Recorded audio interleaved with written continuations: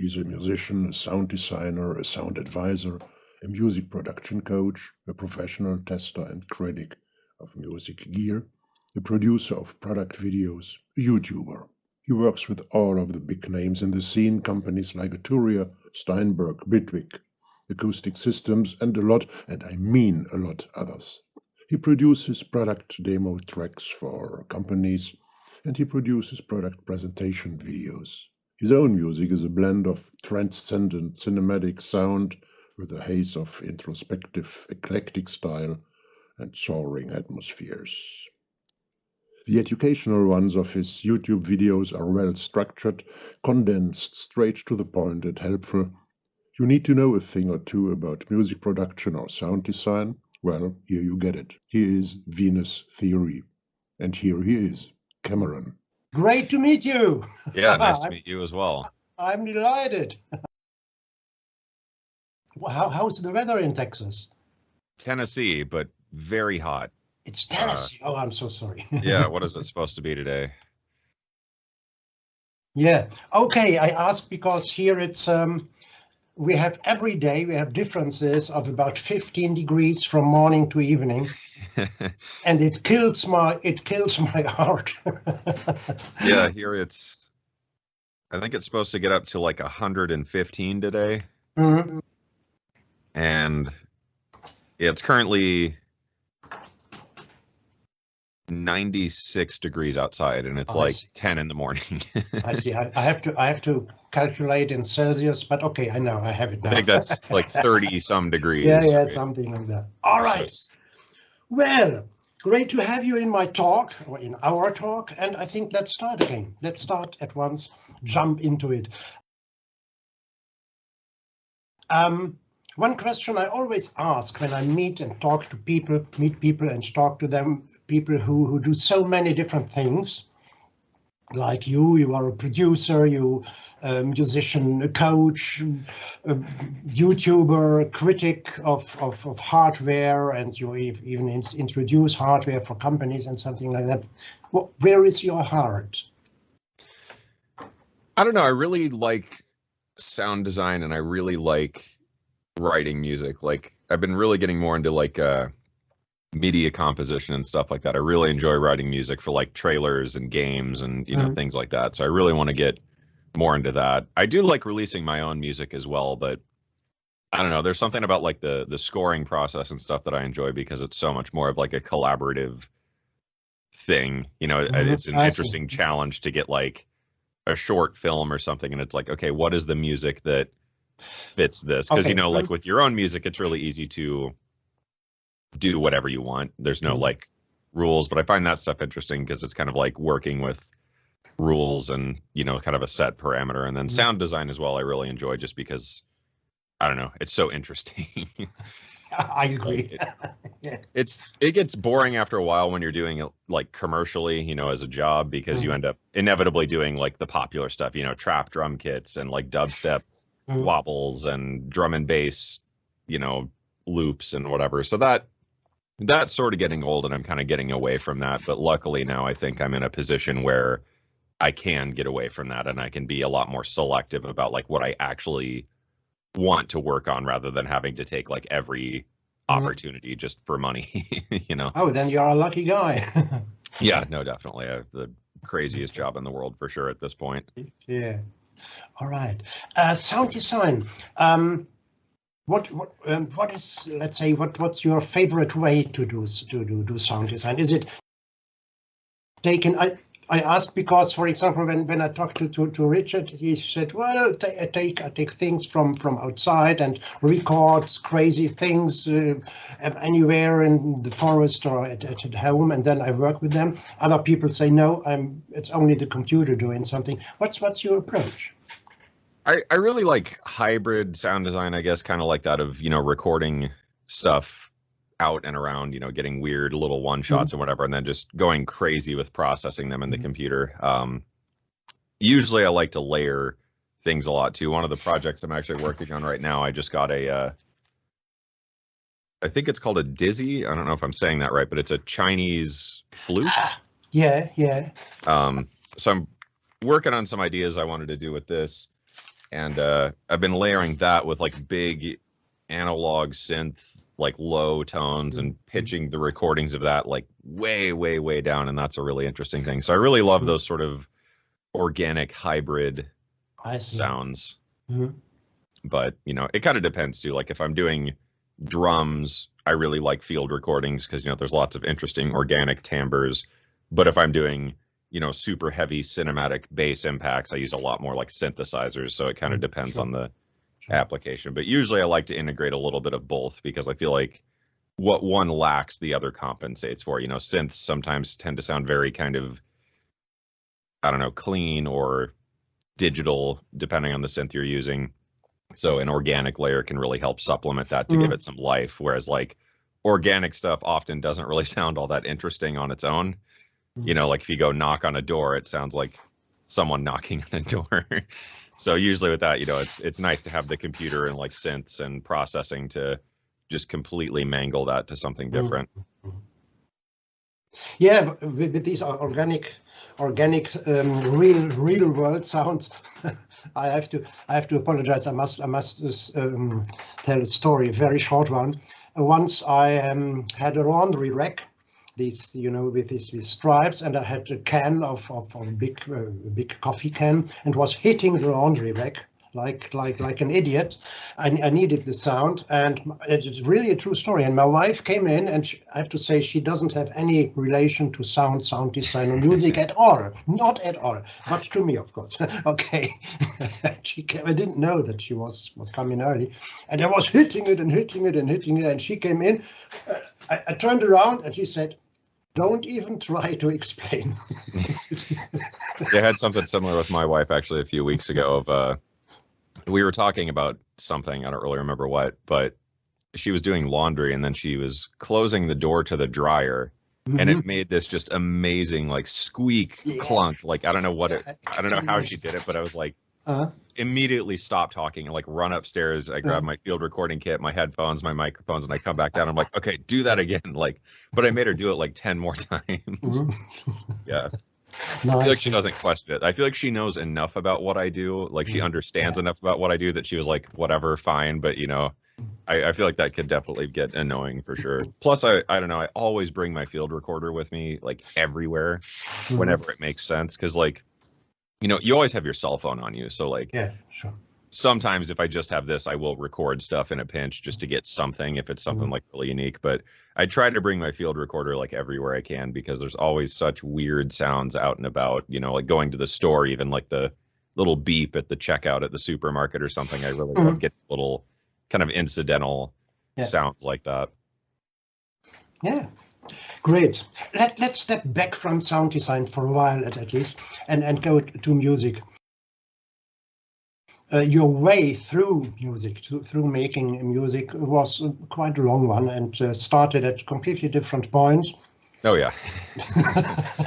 Yeah, I started playing guitar when I was really young. I think like maybe 7 or 8. It's kind of hard to remember. But yeah, I got into guitar and then eventually it became like, oh, I want to play songs. So, you know, I need a band.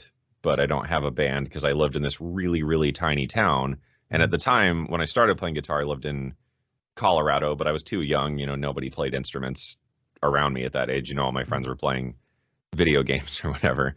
So we moved back to Illinois to this really tiny farm town. So then it became really frustrating that like there's nobody here who plays anything. There were a couple kids I jammed with now and again, but none of it ever panned out. So then I had to start learning other instruments like, to, you know, make the songs I wanted to do. Yeah, sure. But then the problem became like, oh, I can't play all these instruments at once.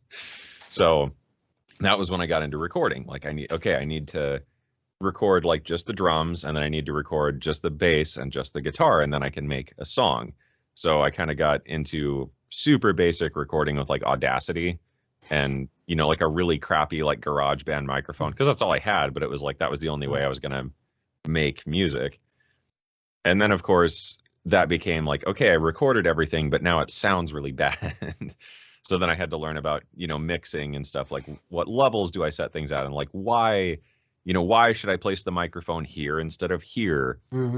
So that was pretty much like my whole teenage years was just figuring all that sort of stuff out. And then eventually I got more into some of the, I guess, other music at the time. I was listening to a lot of like Animals as Leaders and Meshuggah and like a bunch of other super heavy bands, Periphery and whatnot. But a lot of them started integrating like synthesizer stuff. And, you know, I was very much like a guitar head. I didn't care about like electronic music at all. I was like, that's, you know, like, funny as it is, I was one of those people, yeah, electronic music's not real music, man, you know, because, but, you know, my whole life, like I played guitar and stuff. And then by the time I was a teenager, you know, I met some people. And to me, it was always like records are made in a studio with a console and like outboard gear and tape machines and Pro Tools. And like, that's how music is made.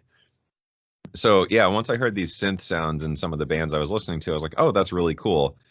And that was when I bought FM8 from Native Instruments, which in hindsight was like the worst possible choice for a first synthesizer, because like FM alone is so complicated, and FM8 was like, I don't know, FM8's a pretty complicated plugin. So I ended up going through presets, and it just became this obsession of like, why does this preset sound different than this one? Like, what is making this sound this way? So that was when I got a lot more into trying to figure out like sound design, I guess, to some extent.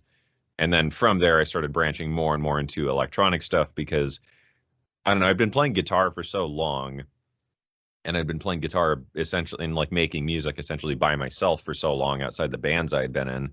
And most of those bands, you know, went nowhere, that it was like I was bored of everything I was doing musically. Like I felt like there was nowhere else for me to go with guitar. Like I was just kind of done with, you know, that I wasn't creative enough to like totally reinvent the way I was playing guitar. So I was like, okay, let's go into this. And that was a super deep rabbit hole, because then I got really heavy into the production side of things and, you know, different synthesizers and learning kind of different ideas with that. And of course, YouTube at the time was really starting to be populated with a lot of super creative, you know, sound design channels, Seamless R and Sadowick and ones like that. So those channels also really helped me kind of get a better understanding of like what is happening. So that was kind of the pivoting point for my music, where I just kept diving down that, and then that totally shifted the direction of what I was into. And as well, you know, there was so much like heavy metal, and that's what everyone was into, but I was starting to get a lot more into like film soundtracks and game soundtracks. So that was definitely kind of a critical point for me, I think, of kind of the melding of like, you know, kind of this new era of electronic music that was happening at the time, you know, Skrillex and all that sort of stuff, along with kind of the soundtracks of the time, I suppose, you know, starting to integrate more modern stuff rather than just like a bunch of orchestral scores.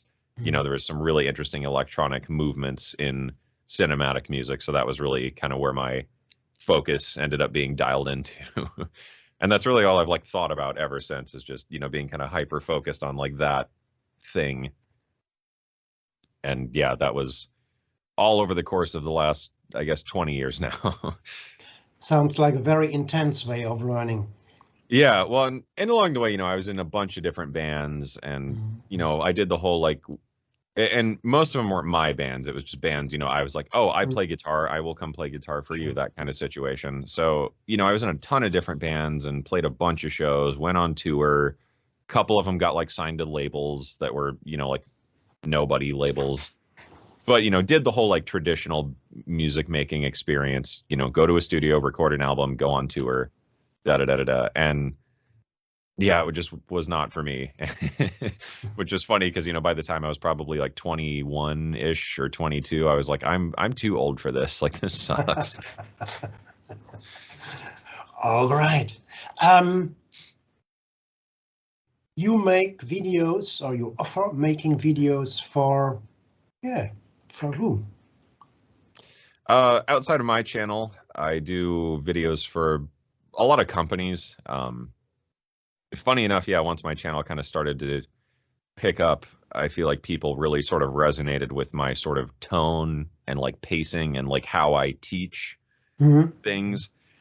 And I don't know, I seem to get a comment a lot that just I'm very good at like not dumbing things down. That's kind of the wrong way to say it, but I'm good at like distilling fairly complicated information in a way that like anybody can get it. Definitely true. So a lot of brands have approached me because of that, and just sort of my style of educating, just to make sort of explainer videos, you know, for their products or for their, you know, new plugins or whatever. So that's been a lot of that. And then I've gotten a lot of offers lately to do courses with different, like, kind of not masterclass, but those sort of things, you know, where it's like a 5-part series all about doing this. But I don't know, I'm not really into that, and I'm not super sure that's something I want to pursue, because I'm obviously a pretty big proponent in the idea that like education and resources should be free and accessible. So like some of them have been, you know, pretty big offers, like, you know, big paycheck and all, but I don't know, that's just weird to me to be like, oh, you can only learn this if you can pay for it. That just seems sort of wrong. So lately I've stuck to, if it's outside of my channel, it's very often a video for a brand I work with, or a brand who like I'm really into their products. So, you know, something that's more of a natural fit to be like, yeah, totally, you know, I'll make a video and talk about the thing, you know, whatever that thing might be. Sorry, I have to drink from time to time because No I'm still suffering from the aftermath of a flu. Oh man, that sucks. No, it's okay. So you mentioned certain companies. I don't. It's not necessary to name them. Everybody knows. Yeah. And the products, you make presentations of their products.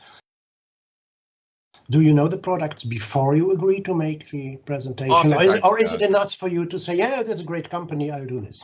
Kind of depends. Sometimes if it's like a new product, you know, where they want a video out like the day the product releases, then I'll often get it, you know, pretty well in advance, just so I can get familiar with it. And also too, you know, sometimes I'm giving them feedback on it as well, of like, oh, you know, I like this, but I wish it had this feature or something like that, just to kind of put the final touches on it. So in those cases, yeah, I might get it, you know, a month or a couple months or a couple weeks in advance, depending on what it is, to get familiar and then do something with it. But other times it is, yeah, a product like I already have, or a product I am already interested in, and then they'll either send it to me, or, you know, we'll connect and, yeah, no, I love this thing. Yeah, I'll make a video about it. And usually we just kind of meet to talk about what is the video about, you know, who is this video for, that kind of thing. And then I'll outline it and make the video. But yeah, it's always something that, and that's always been sort of my rule, even with my own channel, is like, if I'm going to talk about something, it needs to be something I myself actively use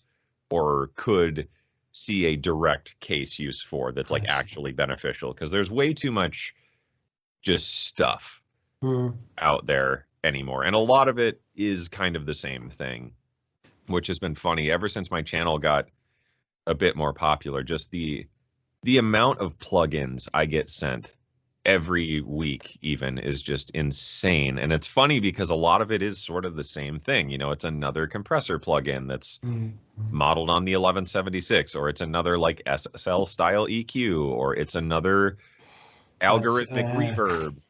And it's kind of like, okay, but what makes this interesting? So I'm very, very, very picky about what I work with and why. All right, I see.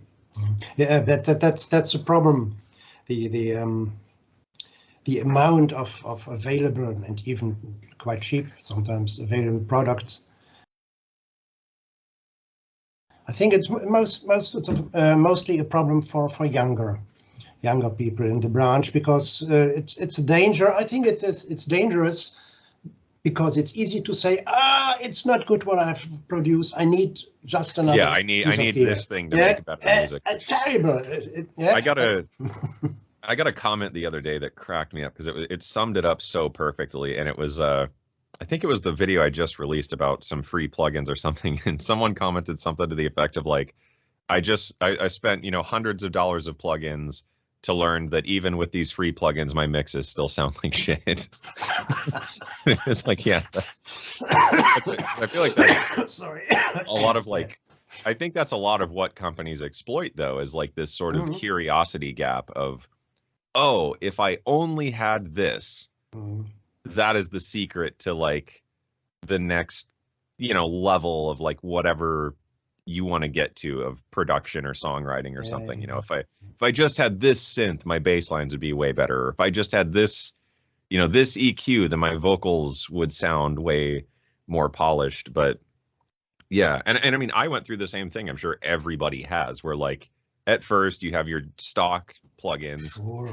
and granted, like my stock plugins and everyone else's stock plugins that are a bit older, DAWs used to not be very good. Like 10, 15 years ago, the stock plugin did suck, but anymore, like the stock plugins in DAWs are amazing.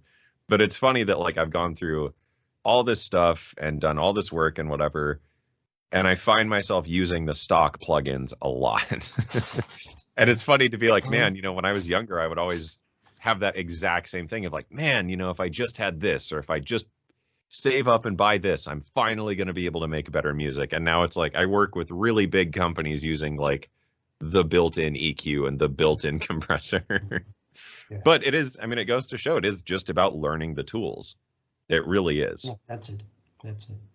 And, historically too, if you look at music, a lot of, hip hop and older electronic music especially was made with really crappy gear. But it worked because these people, like, that's all they had. So they learned it inside and out, and they were able to make like amazing music with it. Or even if they didn't know what they were doing necessarily, they were able to experiment with it so much that they created this new thing. And, there's no paywall to just sitting there trying to understand what you're doing. And there's no paywall to trying to innovate on yourself with what you have in front of you. Yeah, that's the beginning of electronic music. Yeah. That's right. Yeah, sure. Having a couple of sine wave generators, and that's it. Yes, learning. Your videos are no doubt one of the best we have. Thank you. No, it's fact. It's a fact. I can tell that because I am a teacher. I know what is a good video for learning. You wrote on your website somewhere, I don't know, I have read concerning your VCVREC tutorial, production time 20 plus hours. How big is this plus? It really ranges depending on the video of like some videos, like the video I just put out yesterday, the free plugin sort of roundup video, that one. Delay is very interesting. Yeah, delay is awesome. I've seen it.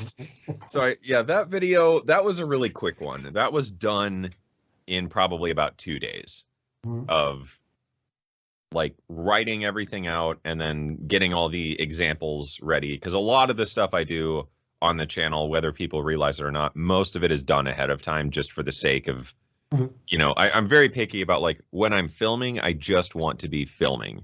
I don't want to be thinking about like, how am I going to say this? Or what should I do next after this? I write all this stuff out ahead of time, and all of the examples for the most part are prepared like way in advance. So, okay, so maybe that was more like 3 days then of like writing it out. I usually do kind of a dry read just to work through the script. And usually it's not like word for word, it's just more kind of bullet points. Yeah, sure. Except when there's like very technical information that has to be presented in like a very specific way, or I need to say sort of a specific thing to make sure that the point comes across. So those are word for word, but plan that out, do a dry read just to run through and be like, is this the best version of this video? Like, is this the best way that I can present this in this order? Then I film it, and then editing usually takes 4 or 5 hours, depending on the video, just to do it. Because usually the videos I have are longer, and you just see like the cut down version. Because usually in the editing process, that's when I'm very hardcore about how much can I take away before this just like doesn't make sense anymore. And obviously, YouTube is very kind of strict on short-ish content. They want videos that are like 10 to 20 minutes. So sure. It's hard, and especially with something like modular, to make a good video about modular synthesis in 20 minutes, because that's so much information you have to like pack into there. So yeah, and in some cases, like the free plugin video, that only took maybe, yeah, 3 days total of just prepping, writing, scripting, editing, uploading, da da da da da. But one of the other ones I just did probably took about 7 or 8 days of concepting and writing and planning, because with some of the other videos, especially since I've sort of shifted my format of my channel away from kind of like regular music tube, you know, reviews and whatever, but getting more into like the education aspect and more into sort of the psychology and philosophy of creating and things like that, and more super fundamental concepts of like music theory and songwriting. Those videos are a lot more work because there's also typically a good amount of like B-reel and extra shots to make things look nice. So that video probably took about 7 or 8 days. That one comes out in like a couple weeks, but yeah, that one was really hard because it's so much like write out the script and then I need to visualize, okay, what does this shot look like? And, you know, what is the background? Where are the lights positioned? And like, how is it going to look? And then for the B-reel, you know, what are the B-reel shots here? Okay, I need a shot of me stepping up to the camera, left foot, then right foot. And then I need another shot of coffee coming out of a espresso machine. And I need, but even those shots, I have to sit there and kind of, I have like a little sketch pad thing I use to, you know, where is this in the frame? And like the light is here and here. And, you know, this is what I want it to look like and that. And then, yeah, that was just a really hard video to do because there's so many different shots. But then in editing, I want it to feel very continuous, where even though I'm changing, you know, this shot is about 30 seconds and then cut to this angle and this shot is another 30 seconds. I want that speech and that sort of monologue to be continuous and not feel like chopped up. So that stuff takes a lot of planning and those videos are way hard to do. So sometimes, yeah, videos can take well over a week of just every day for a good, you know, 6-7 hour day, filming, editing, and then sometimes too, you know, you kind of get a rough edit going and then you're like, oh, this, you know, this section sucks, like it doesn't make sense, I need to go redo that. Or worse, you know, you do a really good take on something and then you get it back in editing and it's like there's an airplane in the background. So you're just like, damn it. So I've had that too a couple times where like I've had to set things up at like 3 a.m. to like refilm a shot. But yeah, some videos take a really long time. One of the longest videos I've had, and mind you, this isn't working on it every day, but this has been kind of one of the ones in the background. I've had a video on like the history of reverb I've really wanted to do as just sort of a video essay. And that's been, I've been planning that video for like 2 years and it never ended up happening. And I had another one about physical modeling that's been, I don't know, forever in the works. But yeah, I think the average video, I would say, probably takes me about 5 days just to really get to a point where I'm happy with it. I see. But by the way, have you kind of schedule planned for let's say for this year? I want to make videos concerning this and this and this and this. Yeah. So I plan videos pretty well ahead of time. I always have a rotating list of like, because I have things planned out in my planning board of like videos that are done, videos that are in the editing process, videos that are in the filming process, videos that are in pre-production of like, you know, writing, scripting or whatever. And then videos that are just like ideas. You're like, oh, I want to make a video about the Waldorf Iridium. Okay. And I put that in my idea board. And then eventually that'll move into pre-production. But I have sort of a checklist as well of what makes a Venus theory video, because I feel like I've learned in, especially the last couple years since the channel got a bit bigger, what works and what doesn't. So I do have sort of a list of parameters that a video needs to meet in order to qualify for me to put it into production. Every once in a while, I do take more of a risk of something I'm just like really passionate about that I really want to make a video about. And usually my gut instinct is right and those videos do like terrible. But, you know, sometimes there's just a video I really want to make this video and I really want to talk about this. So I just do it anyway. But yeah, I try to always have a rotating board of ideas going just so, you know, if one idea fizzles out, I don't have all my eggs in that basket.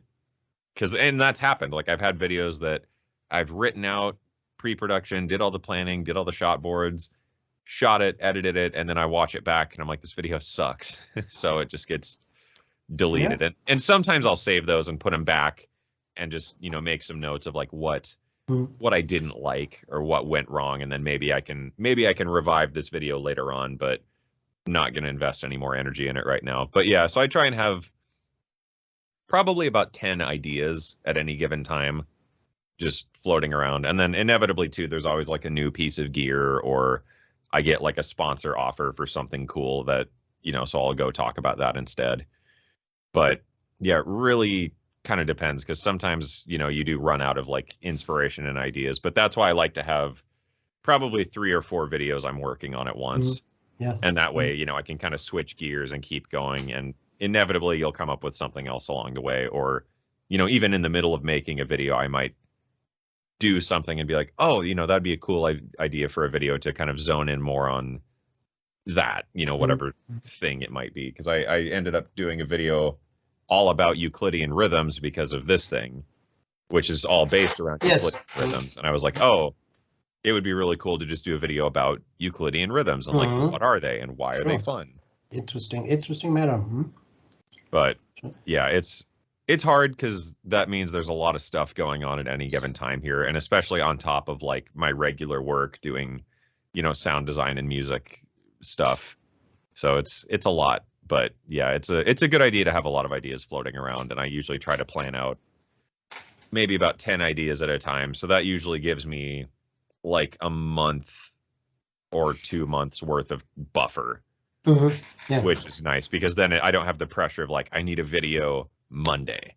I have had that though, where like inevitably I've gotten really busy, so I run out of time to film. So then I have, you know, my last video is already live, so I need a video for next week now. But usually I like to try and have 3 or 4 videos in advance, just to, you know, not have that kind of pressure on myself to do a video by Monday every single week. Sounds terribly, wonderfully organized.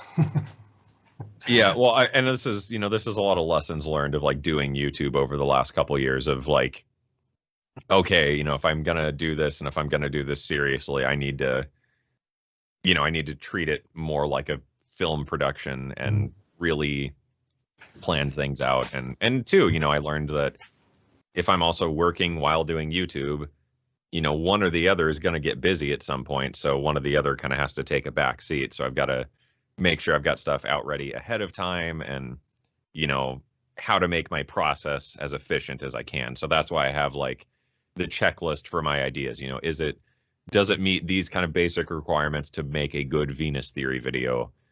Just because I feel like at this point I've already sort of established my sort of format and tone and whatever. So is it going to qualify for these things? Sure. Okay. Write it out. Da da da da da. And that way, you know, I'm not wasting time at any point in the process, because that was kind of my approach really early on, was just turning on a camera and recording, and inevitably the videos were just a mess, and it took forever to edit them. So, and I've, you know, I've kind of learned the same thing with like sound design and other stuff, is how to really streamline my process for writing and making sounds and whatever, so that, you know, if I have one day to get something done, I can get it done, and I'm not just kind of like, you know, like, what do I do?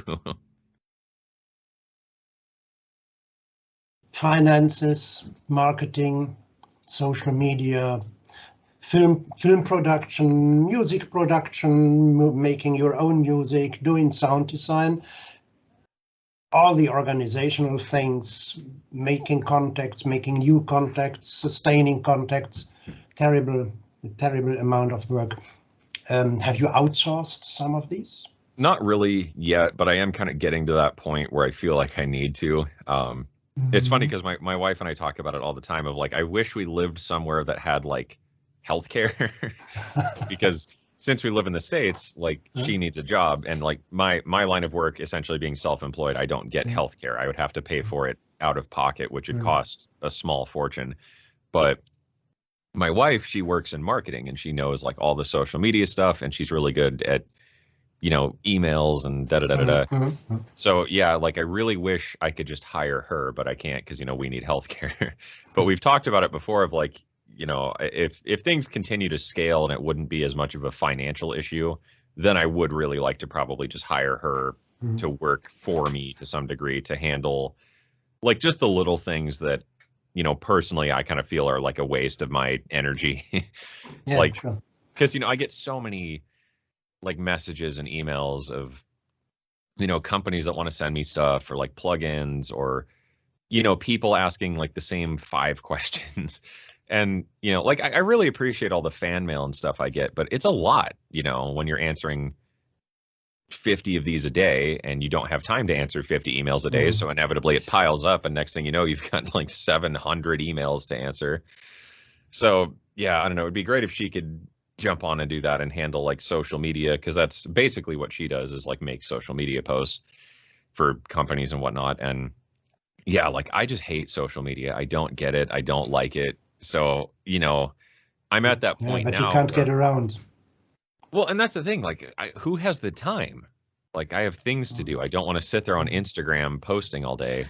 And yeah, so I really wish she could jump on and handle that for me, because she's way better at it and cares about it way more than I do. But I've sort of reached that point now where I feel like I have to care about social media, like whether I want to or not. It is just sort of a thing of, you know, what I do now. I need to be active on social media to some degree. So I've thought about a few times hiring like an assistant or sort of like an intern thing, but it's really hard to do because I work in such a specific niche that, you know, not only do you need to be good at like, you know, kind of as you noted, just general business administration stuff, like have all my affiliate programs paid me out, has this paycheck come through, has this meeting been set, what time is this meeting for, you know, have these people replied about this project and that kind of stuff. But you need to know all this from like a music industry standpoint. And it's really hard to find people who have experience in navigating kind of the, I don't know, the pacing and the flow of the music industry. You know, everything's very last second, everything's kind of all over the place. And yeah, and as well, you know, running social media, that's a big job right now. But how would you run social media for an artist? And that's such a niche thing that I feel like it's, I would have to hire someone with a good amount of experience, and I don't have enough money to hire someone with that level of experience probably. Because at that point, you know, you're almost looking at like an executive assistant to some degree, where it's like, I don't have the money to pay someone $40 an hour to tweet for me.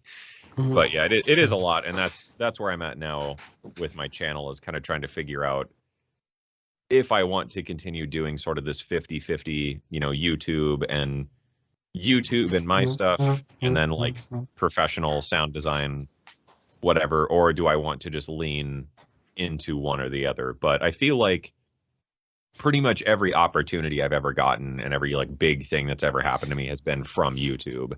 And I can't say I've ever done a job with a company where that's opened up like a bigger, you know, opportunity for me. So I'm kind of thinking I might start leaning more into YouTube almost full-time ish.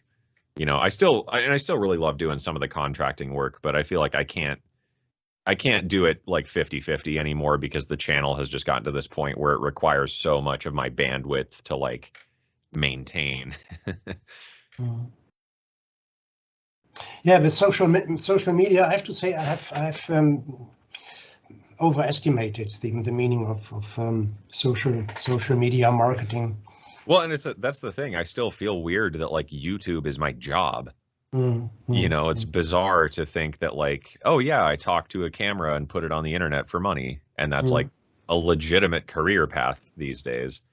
Which is funny too, because I've heard that from a lot of people I know who are teachers, especially of younger kids, where a lot of young kids now, like their career goal is like, I want to be a YouTuber, or I want to be a streamer. And that's like, I don't know, it's weird to think that like, you know, that's not, I mean, realistically, it's not likely that that's going to happen, but like in the broader sense, it is a feasible goal. Like you can make a legitimate living off, you know, streaming on Twitch if you're, you know, you hit that kind of right threshold with it. But yeah, I mean, especially TikTok.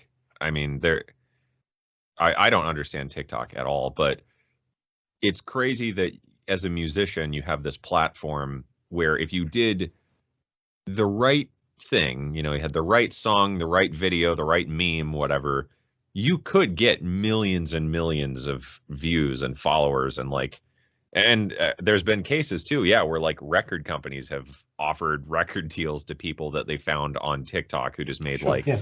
a really good thing. But yeah, I don't know, it's hard to place importance on it because I guess, and I'm not even that old, but like, you know, I grew up without social media and social media wasn't really a thing until I was like a teenager. And by then I didn't care.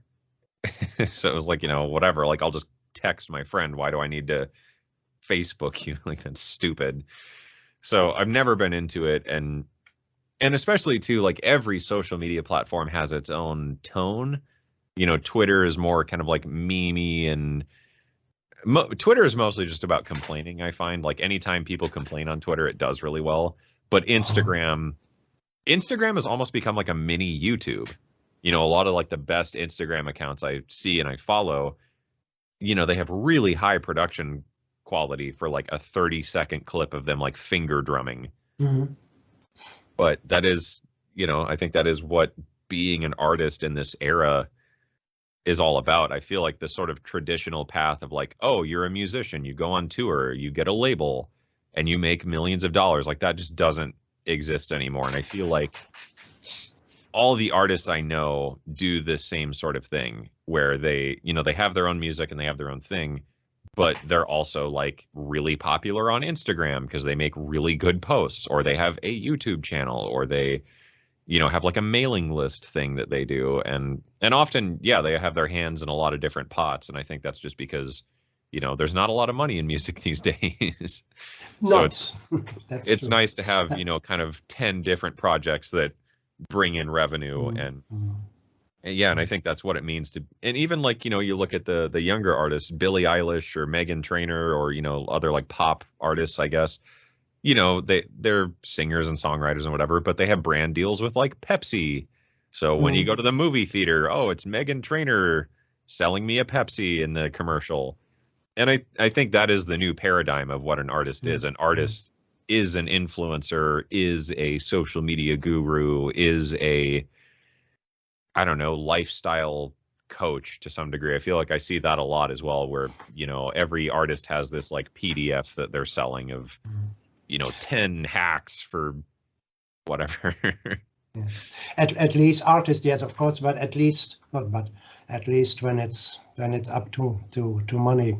Well, I have to say I had to learn social media really the hard way, because you told me you were a teenager when they started, and I have to say my grandchildren were born when they started.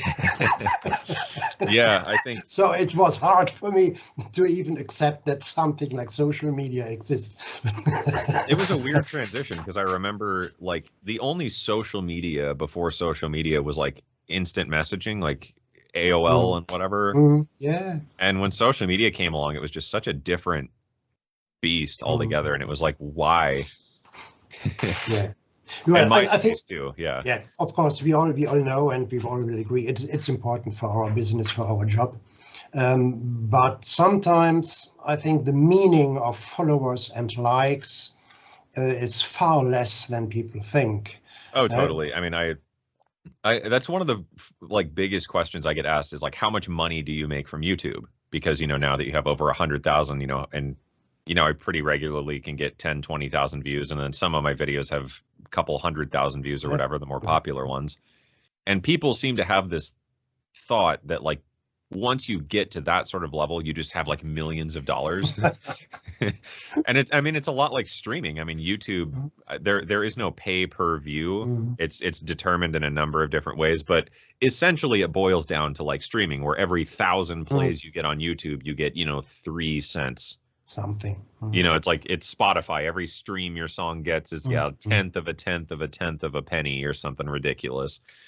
So I don't know. It's bizarre that people seem to place this weight on what likes are and what subscribers are and what followers are, because even some of the more popular YouTube channels, for example, there's a couple channels I know who have 200,000 or 300,000 subscribers, which that's a lot. I mean, that's a lot of people, but they only get, 2,000 or 3,000 views per video. So they're not engaging with their audience at all. Yes. Whereas, there are some, and I'm sure you've seen this, you run into some random YouTube channel that's on your recommended page and they've got millions and millions of views, but they've only got, 300 subscribers because it's like a video of a horse farting or something, and it's like, it just goes viral. But yeah, I mean, there's really no correlation between followers and views and likes and the actual value of like what that person is producing. Yeah, sure.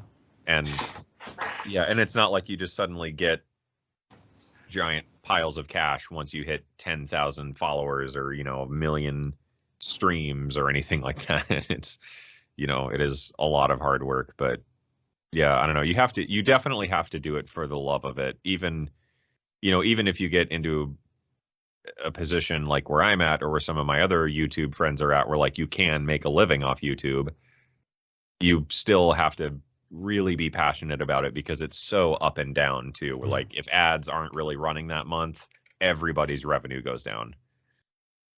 So, it's hard, and it's hard to do that as an artist because inevitably you have these goals of like, oh, I want to get 100 plays on my next song, right? Or I want to get 1,000 plays on my next song. Or, you get there and now I want to get 10,000 plays and I want to have, I want to get 20,000 followers on SoundCloud. And that's great. And that's a goal, but then you're starting to define the value of your art based on if people are following you or not. But what exactly, like you said, what is that actually practically worth? Yes.